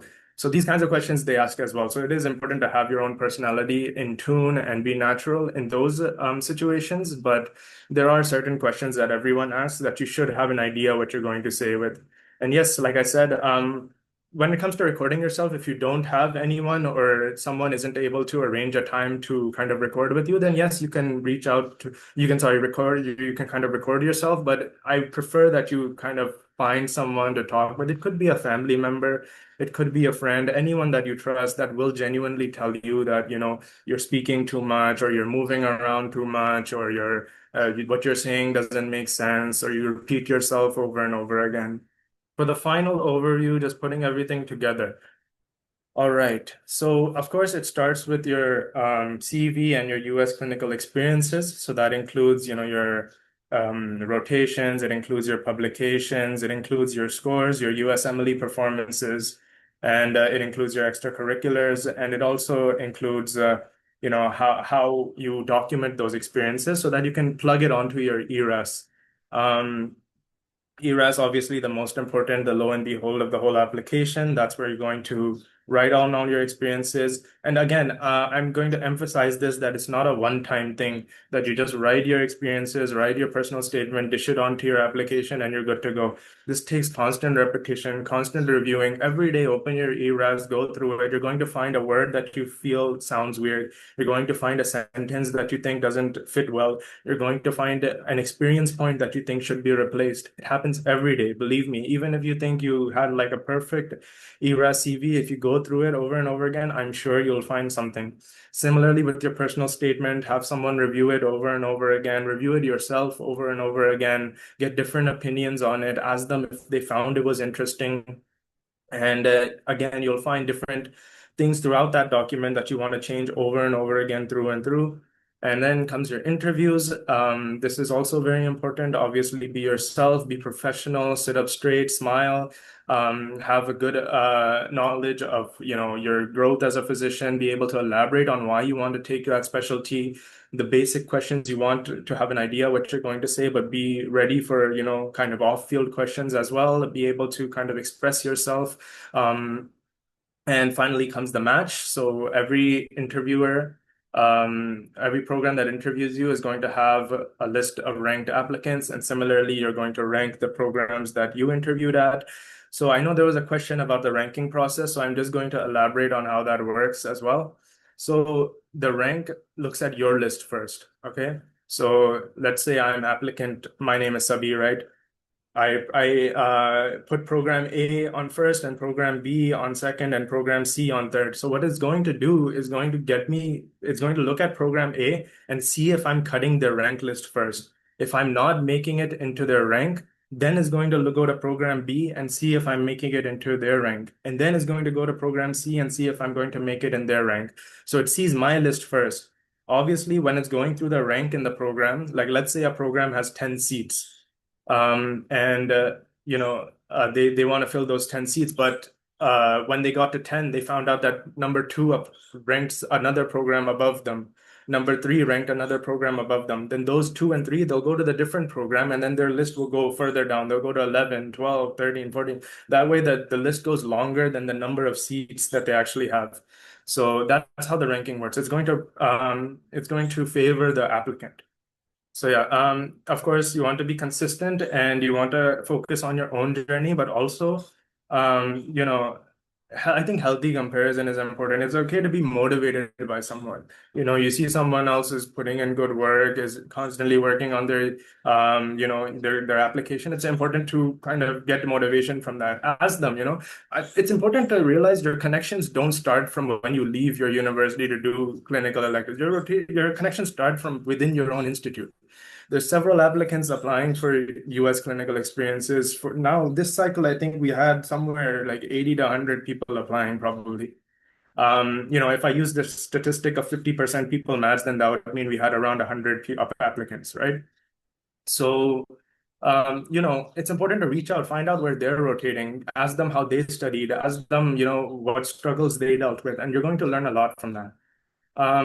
Don't procrastinate too much. A lot of people I've seen, they give step 1. Oh, I gave step 1, take a 3 to 4 month break now.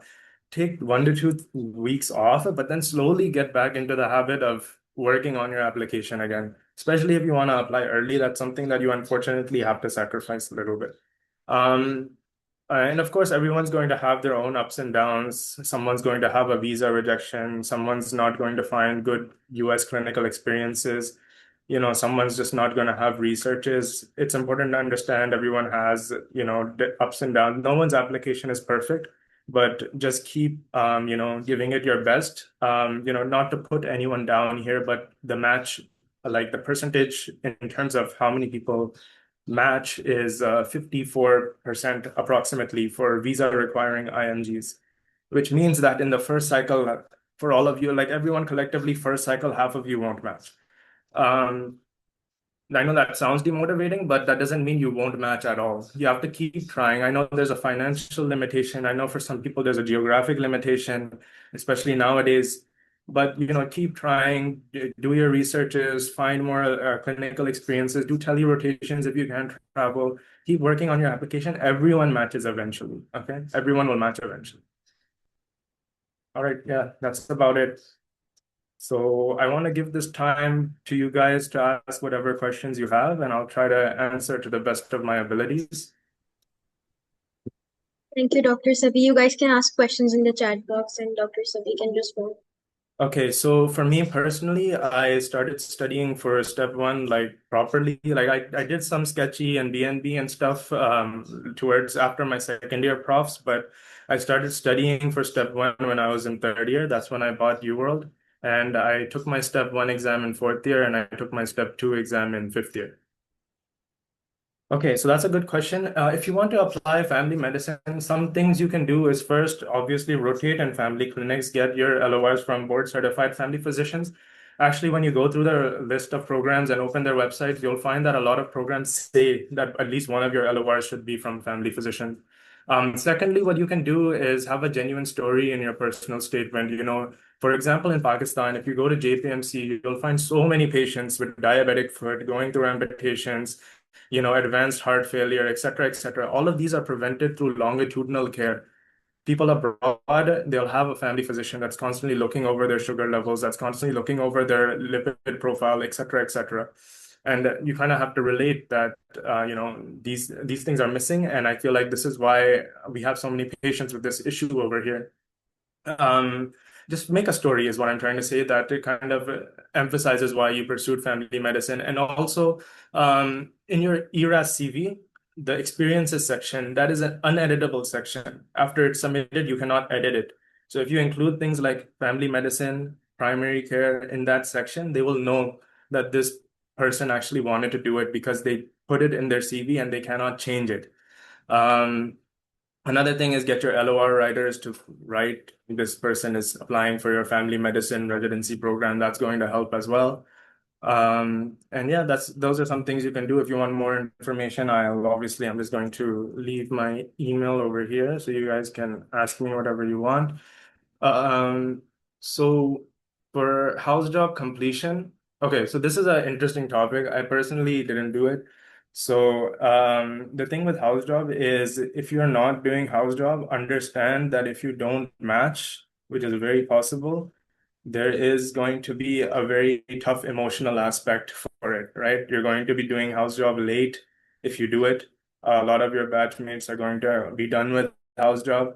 You have to be emotionally strong enough to deal with that kind of thing, and you're going to do an unpaid house job for a majority of your house job. So that's something that you have to kind of be ready for. It's a very risky thing. It's a risk. If you're willing to take it, then do it. Otherwise, 1 year of graduation isn't going to kill you. It's perfectly fine if you want to apply after a house job, if you want to stay on the safe side.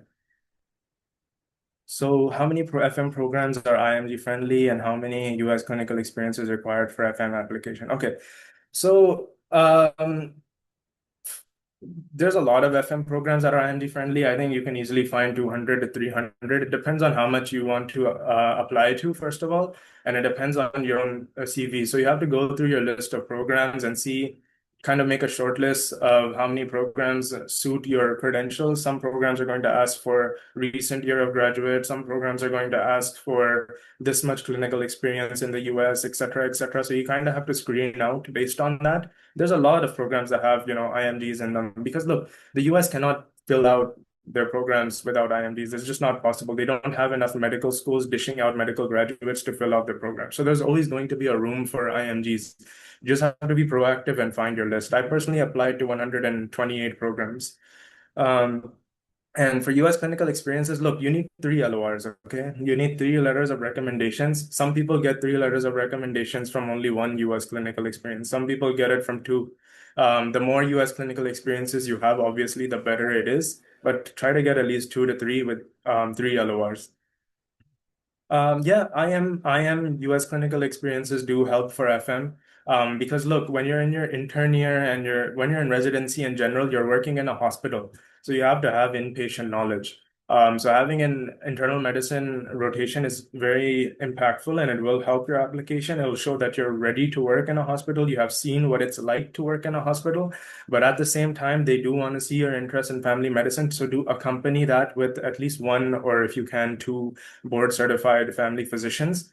Maybe try to find hospitalists, which are family medicine doctors that work in the hospital, if you can get LORs from them as well. Otherwise, yeah, 1 or 2 internal medicine LORs along with the FM ones won't hurt you at all.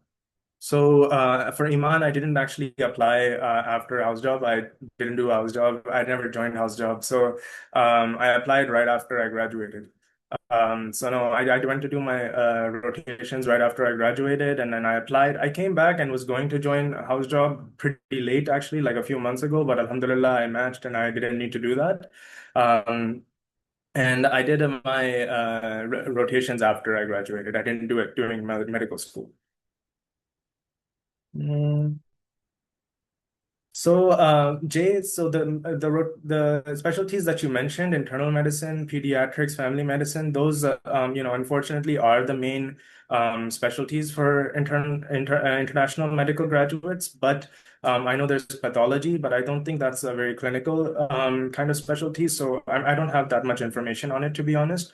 Another one that's kind of IMG friendly is psychiatry. If you have an interest in psychiatry, you can pursue psychiatric rotations, but I do believe psychiatry is getting a little bit more competitive as time is going on. So make sure you score well and you have publications related to psychiatry. You have rotations in psychiatry from reputable institutes. And I have seen people match there.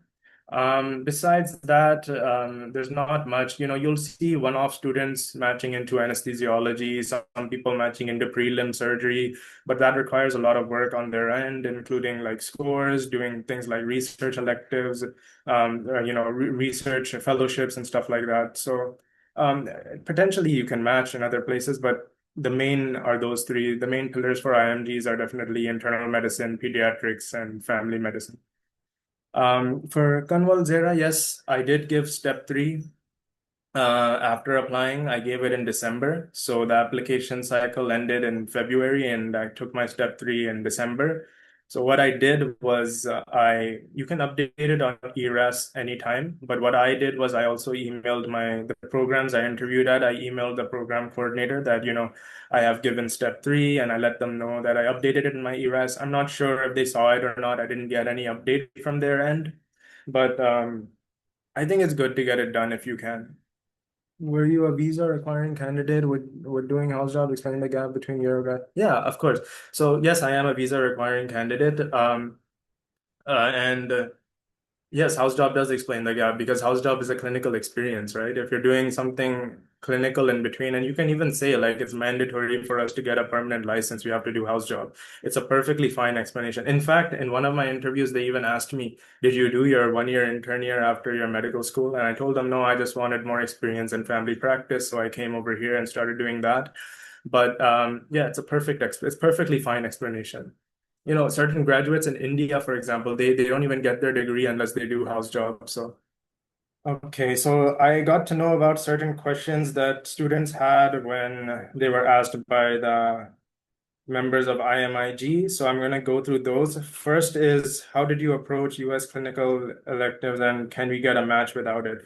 So I think Raeed and Ataullah, I did elaborate on this, but I will as well. So US clinical electives, there's different avenues to get them.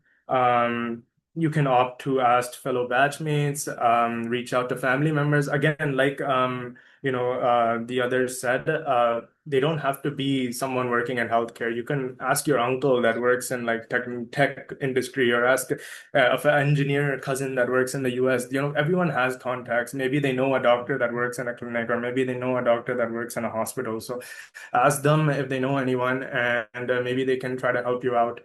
Other thing is obviously cold approaching. So what you're going to do is you're going to open the website of a hospital or in any institute that you want to rotate, and you're going to Google what the template is for their email. So let's say it's XYZ Hospital at first name dot last name at xyzhospital.org. So you're going to go and find a faculty member, put their name in that template and email them. If the email goes through, that means the template on Google was correct. Then you just go down the line throughout all the faculty and email every one of them. And you do that for multiple institutes. But the problem with that is going to take hundreds to thousands of emails before you even get any responses. And a lot of the times it's just going to be a no or a good luck. Obviously, if you can't find anything, then there's the option to go for agencies. But I feel like the best way is to just contact other medical graduates and get to know them and ask them if they can help you find any rotations. So what did I do differently was, I think another good point that was brought up regarding the CV by Dr. Raeed was that you have to have a unique aspect in your CV. Look, everyone is going to have a decent step score with 2 to 3 publications, with some sort of US clinical experience for 2 to 3 months. Everyone is going to have that, but you have to have something. It could be in your hobbies, it could be something in your experience, it could be something in your personal statement, but make sure you have something that's very unique to you, that's a little eye-catching, that is going to make you stand out from that huge herd of applicants that look pretty much similar on paper. And then I applied to 128 programs. And I started my USMLE journey in, you can say, end of second year, but I would say I started studying properly for step 1 probably in 3rd year. And the ideal time to work on personal statement and ERAS application is somewhere in the vicinity, like I discussed earlier, 3 to 6 months before your ERAS cycle, before your application goes through. What made you gain interest in FM compared to IM, which is general choice for applicants? So that's a good question. So me personally, I don't like working in the hospital. I like working outpatient. So I didn't want to do something, and I don't want to bother myself by doing a fellowship on et cetera, et cetera. I simply didn't have an interest in it. So I found family medicine was just more suitable for me. I like the work-life balance. I like that I would have my own practice and I could kind of work as many days as I wanted to. Secondly, I am a Canadian citizen, so people that get board certified in America can go back to Canada. And that was kind of a long-term goal for me personally. So I feel like that also influenced my reasoning for wanting to pursue family medicine. I just want to open a family practice over there. And yeah, that's pretty much it. Everyone has their own personal reasons. If you're someone that just wants to be a primary care physician or is not really interested in going into any specialties, I think family medicine is a good option for you. A family medicine doctor pretty much earns the same amount as an internal medicine doctor, and I think the work-life balance is very flexible. It's very outpatient focused. If you want to work inpatient, you can work as a hospitalist as well. So there's many avenues for that in family medicine. All right.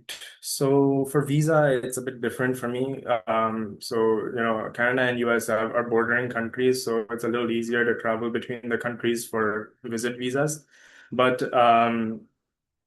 when it comes to getting a visa as someone that requires an interview, what you're going to do is you're going to apply at least 1 year in advance, I think, and start looking for rotations. Try to get a good solid letter of invitation from a program, ideally from a reputable program. And then, you have to kind of ask others what kind of things they ask in interviews, what things you should say, what things you shouldn't say. What they're mainly scoping you out for is to make sure that you're going to come back to your home country. You're not going to stay in the United States. So don't say that you're going to rotate for 3-4 months. Don't say that you're going to rotate for a long amount of time. Say 1 month, 2 month rotations you can have and bring that to them. Usually the visa that you're going to get is going to be like you can stay for 6 months. So if you do get another rotation, you can just do it and then come back. Try not to stay for 5 to 6 months because that can sometimes influence your J1 application. They'll say, you wanted to come for 1 or 2 months, but you ended up staying for 5 to 6 months. So, we're kind of suspicious on you. Those are some things you just want to look out for when you're applying for a visa. If you can, try to apply when you're still a student, because you're bound to your university. If you're out of university, then try to apply while you have a decent stable job, and you have regular duties at your job, and ask your job if they can vouch for that or provide you some sort of documentation for that. So those kind of things are going to help you out with getting a visa. Yeah, so when it comes to having a better future, you're going to have a good future if you're in internal medicine or family medicine. So there's no better option, but it's something that you can consider if you just want to have general practice. You don't have to limit yourself to internal medicine. So I did my rotations in 2025. Thank you so much, Dr. Sabeeh. That was very informative and helpful. All right. Thank you, Hafsa. Thank you for arranging this session. And obviously, if any of you have any questions, you can email me. I'm also on LinkedIn. You can message me on LinkedIn. I'm pretty active there these days as well. And yeah, thank you for your time, everyone. Have a nice day, and I wish you all the best of luck in your journeys. Thank you.